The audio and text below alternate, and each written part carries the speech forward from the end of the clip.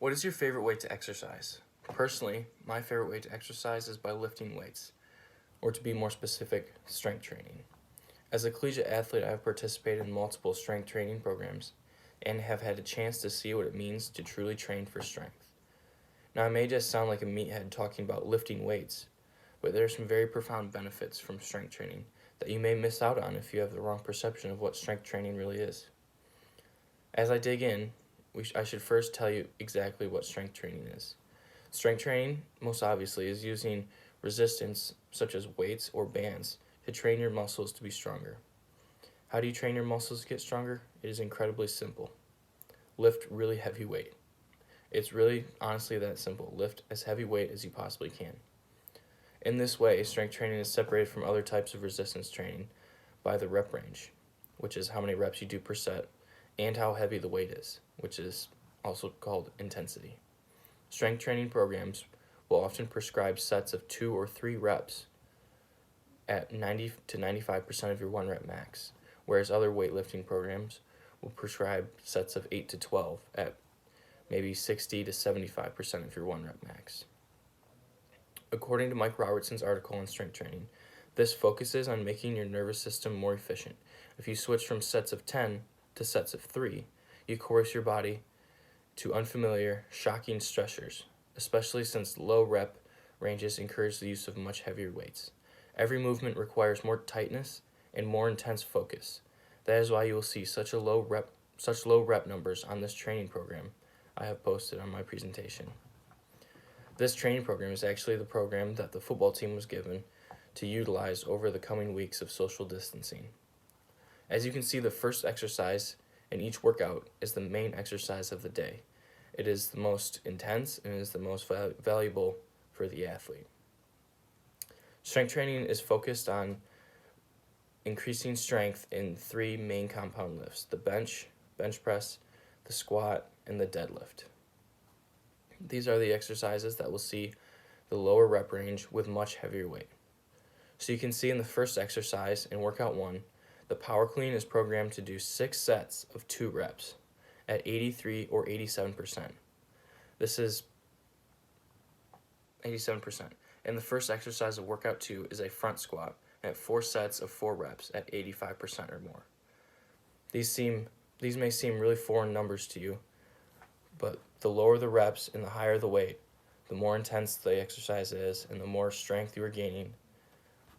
These main compound lifts, obviously, are getting the most attention because they are the most important for growth and development.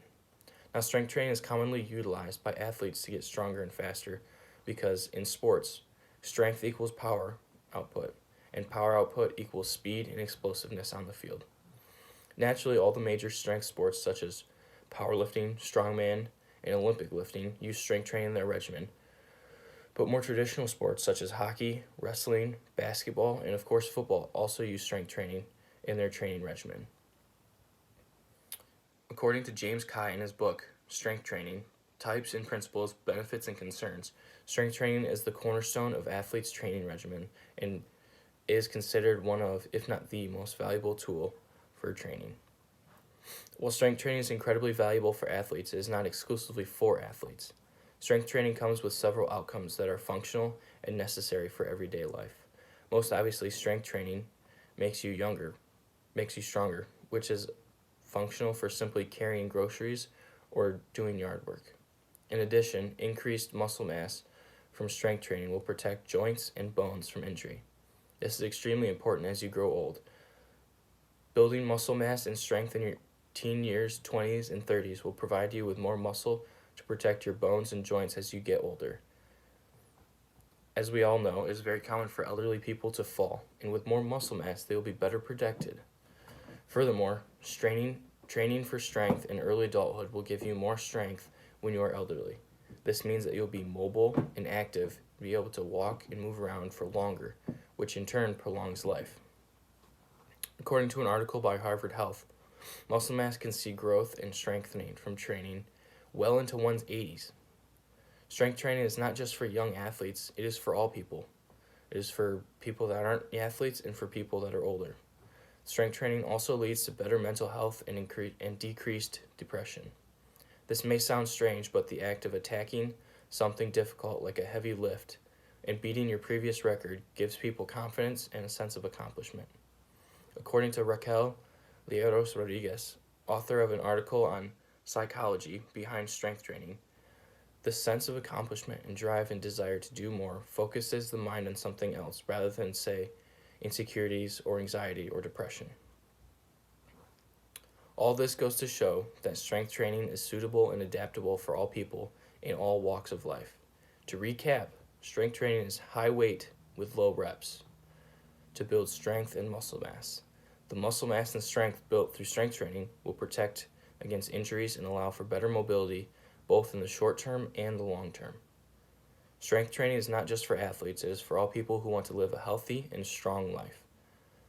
I hope that this has helped you gain a better understanding of strength training and how it can impact your life.